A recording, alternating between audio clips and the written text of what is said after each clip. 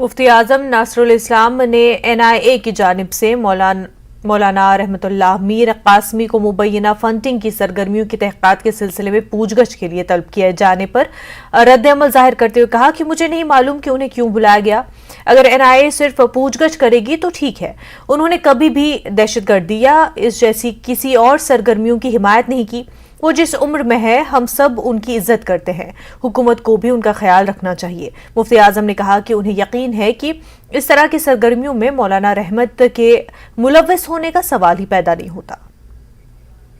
मुझे नहीं मालूम है कि मौलाना रहमतुल्लाह साहब को किस बात पे NIA ने बुलाया है। अगर क्वेश्चनिंग के हद तक है तो उन्हें हक है, वो क्वेश्चनिंग कर सकते हैं।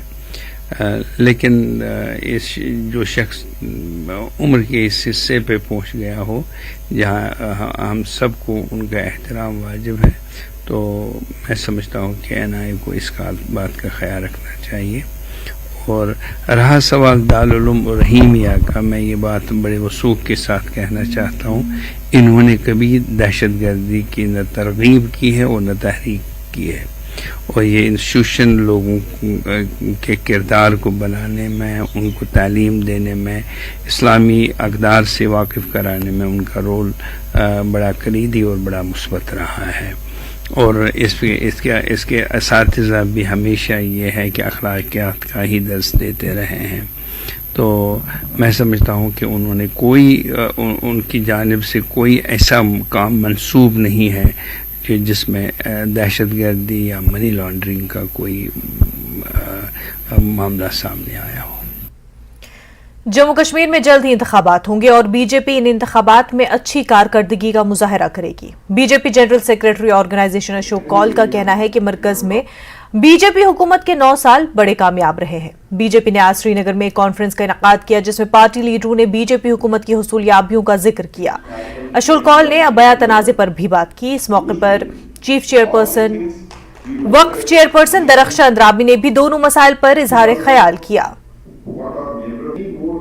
अरे भाई साहब, बीजेपी अगर नहीं चाहती तो फिर इतने बड़े बड़े कार्यक्रम करती क्या? बीजेपी चुनाव में इस बार बड़ी तादाद में हिस्सा ले लेगी।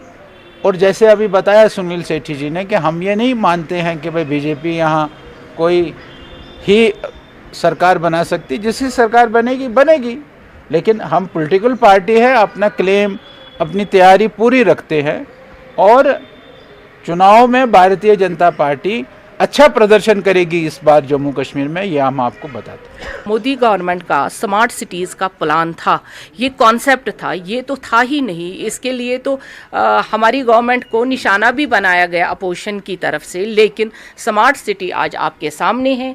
आप लाल चौक में जाते हैं और स्मार्ट सिटी की बात हमारे फॉरेनर्स आके यहाँ पे करते हैं और कहते हैं वाकई में कश्मीर अब स्मार्ट बन गया 370 के बाद।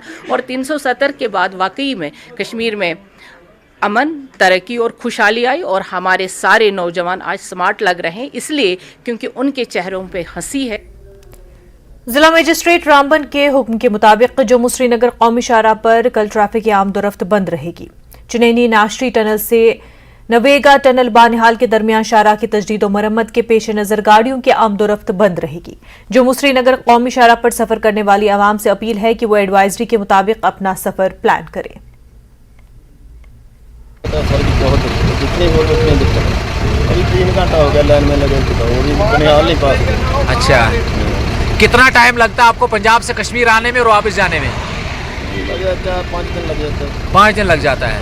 वहीं सबसे बड़ा चैलेंज जो इस वक्त इंतजामिया के लिए है और national highway authority of India के लिए, वो ढलवास का स्ट्रेच है जहाँ पर सिंगल वे कैरेज है और वहीं कैफेटेरिया मोड़ और शेरवी भी ट्रैफिक पुलिस और national highway authority of India के लिए बड़ा चैलेंज बना हुआ है।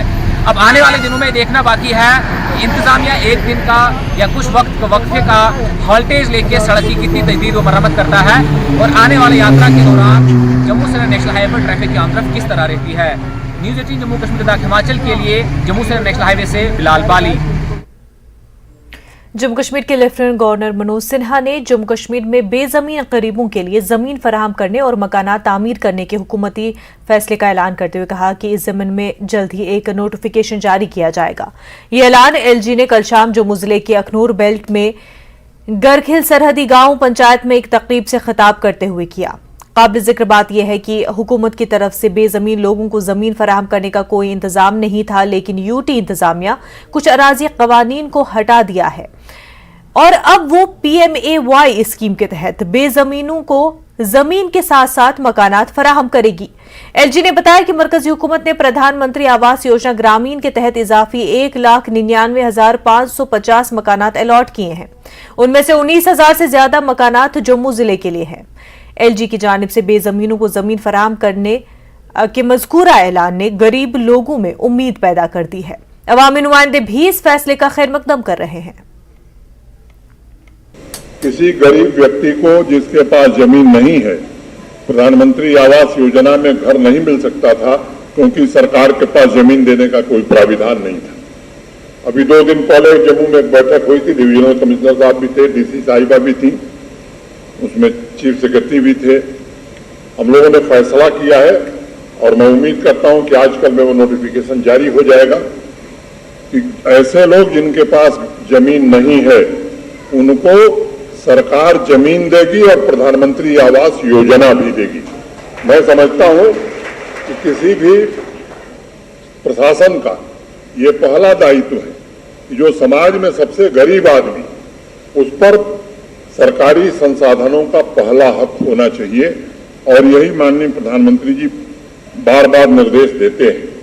देखिए, ये बड़ी खुशी की बात है। हमारे बहुत सारे लोग ऐसे हैं जिनके पास ज़मीन नहीं है, बेज़मीन लोग हैं और उनके घर भी कच्चे हैं।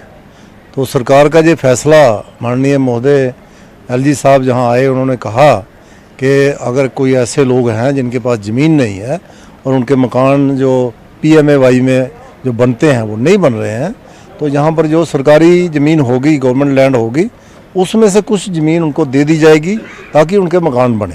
ये बहुत ही अच्छी बात उन्होंने आज कही है। सरकार का फैसला बड़ा सराहनीय है। जब सिर पे छत होगा तो अपना आप ही आगे रास्ते खुल जाते हैं। जिस परिवार के ऊपर छत ही नहीं, तब वो उसको क्या फ़ायदा होगा। इसीलिए हमारे माननीय LG साहब ने कहा कि उनको हम मकान के लिए घर देंगे, जगह देंगे तो मकान बनेगा। जब मकान बनेगा, उनका परिवार जब उधर रहने लगा तो उनको खुद ही अपना रास्ता वो खुद ही अपनाएंगे कि कैसे कौन सा फ़ायदा लेना।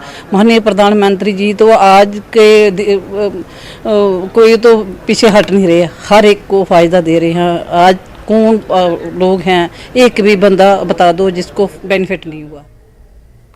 वक्त हो गया एक छोटे से ब्रेक का, जल्द होंगे हाजिर।